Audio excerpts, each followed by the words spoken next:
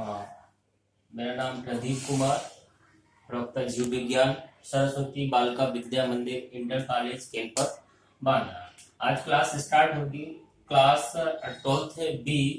कल हमने पढ़ा था परागकण का डेवलपमेंट पढ़ा था और उसका डेवलपमेंट होने के पश्चात आज हम पढ़ेंगे जायांग और बीजांड की संरचना, जिसे हम इंग्लिश में गायनोसियम और ओव्यूल्स बोलते हैं। ठीक है, तो हम स्ट्रक्चर देखेंगे आज गायनोसियम का, जायांग।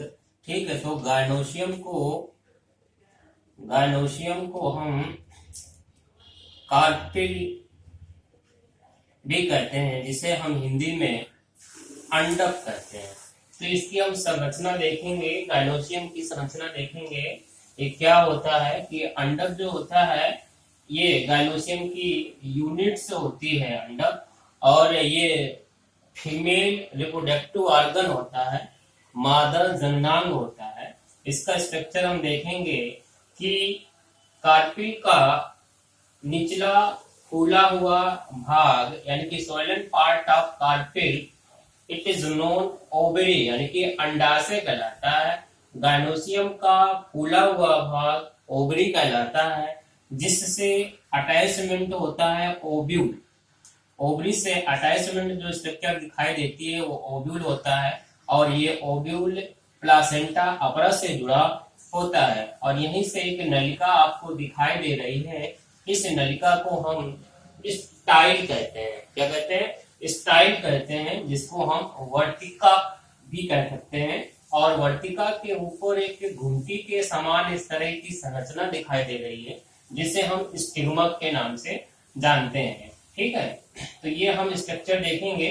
देखा हमने अभी गायनोसियम का, और इसके बाद जो ओव्यूल है, ठीक है, ओव्यूल परिवर्तित हो जाता है सीड में, और ओवरी परिवर्तित हो जाती है फ्रूट्स में। जब ये दोनों स्ट्रक्चर कंप्लीट हो जाते हैं, तो इसके बाद इसमें जो एग्जाम में पूछा जाता है आपका कि ओव्यूल की संरचना समझाइए या ओव्यूल की संरचना को स्पष्ट कीजिए, ऐसा ही क्वेश्चन इसमें आता है। और ये फुल मार्क्स का ही आता है, ज्यादातर के लॉन्ग आंसर में ही पूछा जाता है। सभी बच्चे इसको अच्छे से ध्यान दें और इस वीडियो को देखें। और इसका हम अभी आपको प्रिंटेड नोट्स भी सेंड करेंगे, तो उसको देख करके आप लोग नोट्स करते जाइए, और जहां ना समझ में आए उसको तत्काल पूछिएगा।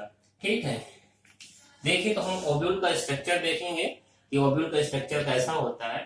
ठीक है, देखिए, ओव्यूल का स्ट्रक्चर हमने यहाँ पर बना करके दिखाया है आपको कि इसके जो भाग होते हैं, placenta, funicle, hilum, chalaza, nucellus, integument, embryo sac, antipodal cell, micropyle और एग सेल, और ये होता है प्राइमरी न्यूक्लियस, या इसी को हम सेकेंडरी न्यूक्लियस भी कहते हैं, प्रोमिनेंट न्यूक्लियस, न्यूसीलस भी बोलते हैं इसको।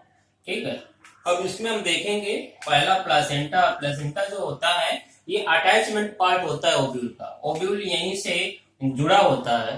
ठीक है, और इसके ऊपर ये फ्यूनिकल जो होता है, तो फ्यूनिकल क्या होता है? ओव्यूल जहां से ये जुड़ता है, तो ये फ्यूनिकल कहलाता है। ये फ्यूनिकल क्या होता है? डिप्लॉयड स्ट्रक्चर होती है। यहाँ पर जो इसके आगे देखे हैं आप लोग, जो जो कॉमन नाम दिया गया है, तो उनके पोस्टर में कभी एन कभी 2n जो दिया हुआ है, तो ये एन का मतलब हैप्लॉइड संरचना, आगुणित संरचना होती है। 2n का मतलब डिप्लॉयड संरचना होती है, जिसे हम 2n या द्विगुणित संरचना कहते हैं। कभी कभी पेपर में ऐसा भी पूछ लिया जाता है, इनके नाम दे देगा, और नाम देने के बाद पूछेगा कि निम्नलिखित में कौन सी संरचना हैप्लॉइड है और कौन सी संरचना डिप्लॉयड है। तो यहाँ से एक एक नंबर के क्वेश्चन भी पुटअप किए जाते हैं। ठीक है, अगला है हाइलम। तो हाइलम क्या कहलाता है? हाइलम को जैसे देखना है कि चलाजा और फ्यूनिकल के बीच का स्थान है, तो हाइलम कहलाता है।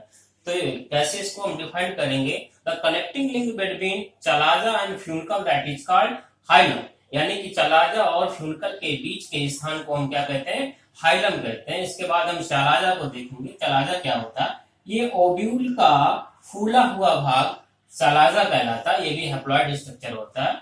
और इसके बाद ये न्यूसीलस, तो ये ओव्यूल के अंदर जो है द्वितीय पैरेन्काइमेटस सेल या टिश्यूज का बना हुआ भाग होता है जिसे हम न्यूक्लियस कहते हैं। प्रोमिनेंट पार्ट ऑफ ओव्यूल का भाग होता है ये डिप्लॉयड स्ट्रक्चर होता है।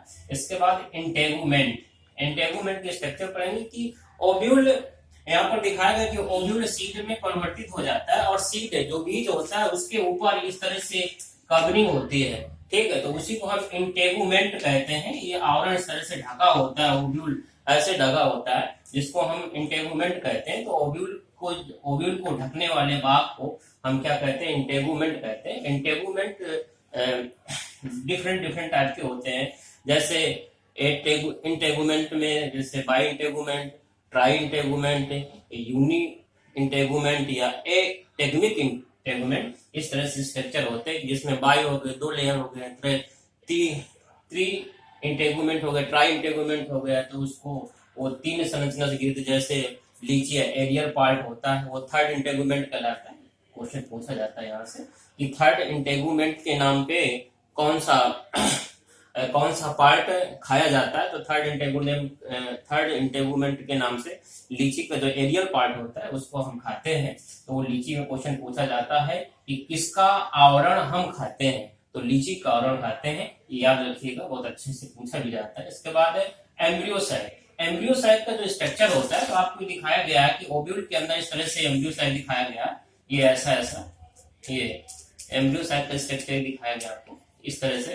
तो एम्ब्रियोसाइट क्या होता है, ये फीमेल गैमेटोफाइट पार्ट होता है, ठीक है, ये भी हैप्लॉइड स्ट्रक्चर होता है, यानी कि ये मादा भाग होता है, फीमेल गैमेटोफाइट जिसको बोलते हैं एम्ब्रियोसाइट। और इसमें इस तरह से सेल दिखाई देती हैं, तो 1 2 3 4 5 6 7 8, तो 8 सेल, ये ऐसे 1 2 3 4 5 6 7 7 सेल होता है, 8 सेल सॉरी, 7 सेल और 8 न्यूक्लिएटेड पार्ट होता है, यानी कि 7 कोशिकीय और 8 केंद्रीय भाग होता है। इसको ऐसे गिन लीजिए, 1 2 3 4 5 6 7, तो 7 सेल और 8 न्यूक्लिएटेड, तो 1 2 3 4 5 6 7 और 8 केंद्रक दिखाई देते हैं। तो इस तरह से 7 सेल 8 न्यूक्लिएटेड पार्ट होता है एम्ब्रियोसाइट। इसके ऊपर ये इस तरह से दिखाया गया, देखिएगा, यहाँ पर एंटीपोडल सेल्स होती हैं और इसके बगल में सिनर्जिड्स होते हैं, और ये सेकेंडरी न्यूक्लियस होता है, एग सेल होती हैं, और इसके बगल में फिलिफॉर्म अपार्चस होते हैं जो आफ्टर फर्टिलाइजेशन के बाद डिजनरेट हो जाते हैं,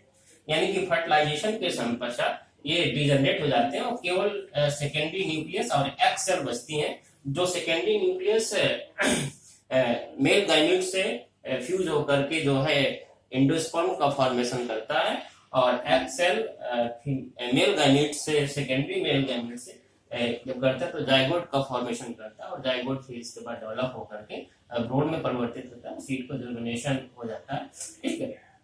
अब इसके बाद हम लास्ट पार्ट देखेंगे, माइक्रोपाइल क्या होता है। तो माइक्रोपाइल जो है, यहाँ पे ओपनिंग ऑफ ओव्यूल, ये ओव्यूल का खुला हुआ भाग होता है जहां से जल, वायु इत्यादि इंट्री करते हैं, अर्थात यहाँ से एक तरह से जो माइक्रोपाइल होता है ये ओपनिंग पार्ट होता है उसका ओव्यूल का, और यहीं से ये वाटर है, एयर है, इंट्री करती है, जिसके कारण से उसको न्यूट्रिशन भी प्रोवाइड होता रहता है और इसमें हवा वगैरह जाती रहती है, ठीक है। तो इस प्रकार से आज हमने जो टॉपिक आपके सामने रखा वो था गायनोसियम का स्ट्रक्चर और ओव्यूल का स्ट्रक्चर, जिसमें से वेरी मोस्ट इंपॉर्टेंट टॉपिक है आज का ये ओव्यूल। ये पेपर में पूछा जाता है बेटा, और इसको अच्छे से याद रखिएगा। ओके।